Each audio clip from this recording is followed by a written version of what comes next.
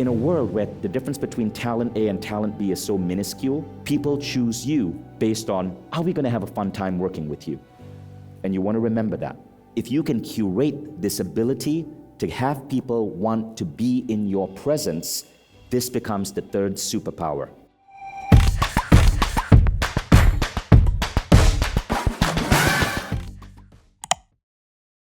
When I did my acting classes in LA, I worked with this incredible acting coach called Bernard Hiller. And Bernard Hiller said this, in Hollywood, it's not who you know, it's do people want to know you? And then he brought up George Clooney as an example. He said, all the greats, they are superbly nice people. George Clooney once got into a fight with a director, and apparently they were like fistboxing each other. Why? Because that director was mean to a couple of extras, and George Clooney didn't like that. But it turns out that people like George Clooney, Ryan Reynolds, all the great stars are superbly nice and polite to everyone. Keanu Reeves is one of the kindest people alive. Read the stories about him. And in a world where talent, the difference between talent A and talent B is so minuscule, people choose you based on, are we going to have a fun time working with you? And you want to remember that. So, if you can curate this ability to have people want to be in your presence, this becomes the third superpower. So I want to show you what I did, because I learned to use this to create networks. And I'm going to share with you a 3-minute video that shows you how I created these networks all around the world. So when I show up in LA or I show up in Dubai, extremely wealthy individuals give me their yachts or their homes and say, Vishen, I want you to bring your entire network. You can use my home and let's celebrate together. So wherever I go in any major city, I've hacked networking. And I want to show you how, and I want to show you how you can do it as well. Watch this video. A lot of people know about my company, Mindvalley, but many people don't know about a non-profit that I run called The Gathering. And The Gathering is all about connecting fascinating people. So every time I meet someone that's fascinating to me, I do something really sneaky. Basically, I get their name, find them on Instagram or LinkedIn, I grab their picture, I put them in a database, and I put down little information about them, what they do, their bio, why I find them fascinating, the city that they live in. And I've built this database out to 700 fascinating people. Why am I collecting people in this weird, creepy way? Well, the reason is because 10 years ago, I was feeling really lonely. And I was living in a city, Kuala Lumpur, Malaysia, didn't really have that many friends in that city, and I wanted to meet interesting people who would inspire me. But since no one was inviting me to events, I was so far away from the United States, I decided to create my own communities. I started building this database of interesting people.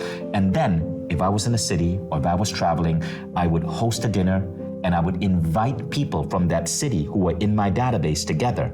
These people didn't know each other, but I would bring them together. I'd call this event The Gathering, and we would do a strange ritual. Everyone would stand in a circle, and I would point to each person, appreciate them, and say one thing fascinating about them. All of a sudden, everyone at my gathering knew a little bit about the other person and now had something to talk about, and huge connections would form. And I would be the center of all of these connections. All of a sudden, these gatherings started getting bigger and bigger and bigger. Soon, wherever I was traveling to, wealthy individuals would give me their homes, their yachts, to conduct these gatherings because the people I brought in were truly unique. They were kind, they were loving, they had no ego, and they came with the idea to connect with other human beings and serve. In Los Angeles, just before the pandemic, Gerard Butler gave me his huge mansion. I brought together 150 people in LA, and so many close friendships were formed. More recently in Dubai, an incredible entrepreneur, Jimmy, who had learned about me through my books, gave me his yacht, The Chakra. We brought together close to 80 people. All of a sudden, in this gathering on Jimmy's yacht, you'd have magicians like DMC or Julius Dean pop up and just do magic tricks. DJ Bliss, the #1 musician in that area, showed up and started playing for us. All of these unique individuals come together and start co-creating this beautiful atmosphere. But it all started out because I was once lonely, bored, and felt that I had no friends. The reason I share this story with you is because if you are feeling that way, I want you to practice this. Create your own gathering. All it takes is a willingness to connect people and serve. Many of us want friends. We want to be part of special events, but we don't make the initiative to actually create a database of fascinating people and then act as a host to bring these people together. When you connect people, you are giving someone the greatest gift you can give them. The gift of allies, friendships, sometimes even lovers. If you're feeling lonely, don't wait for someone to ask you out. If you feel that you're not meeting the right people, don't wait to be invited into some exclusive group. Start your own gatherings. Follow the model that I created. Start collecting people. So if you feel lonely, if you feel you're not being invited to events, if you feel that you're not meeting the right people, perhaps you might want to try something similar. Don't wait to be invited.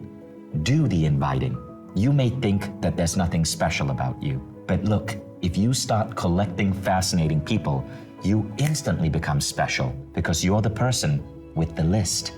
Keep that in mind. When my US visa ended and I had to leave the United States and go back to Malaysia, I started from scratch. I had no friends in Malaysia.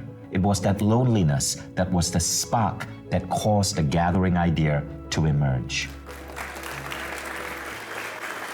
So, did you guys get the message there?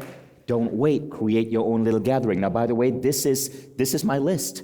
These are people on my list. So I have 700 people on my list. Every time I meet someone interesting, a lot of them I met at AFES, I add them to the list. I add the country they are from. I add the field they are from. And so for example, for AFES, all of the authors and special friends that I brought together, I created a simple view using Airtable. I send it to all of them on WhatsApp, and everybody can see and learn about each other. So Niraj can learn about Peter, Peter can learn about Ken Honda. So even when they show up here at AFES, they know a little bit about each other. And this list becomes your third superpower. It becomes an asset, because through this list, you can find future business partners. You can find future employees. These are the type of people you want to bring into your life. Friends and allies, mentors, employees, close team. This is like your executive team, contractors. But you have to start. You have to start by being the linchpin. The linchpin is the person who brings everyone else together. An easy way to start in your city, commit to hosting a dinner every Thursday. You don't even have to pay for it. Provide a space. Get 6 people together every Thursday. Commit to bringing people together. Build that list. And every Thursday, add new people.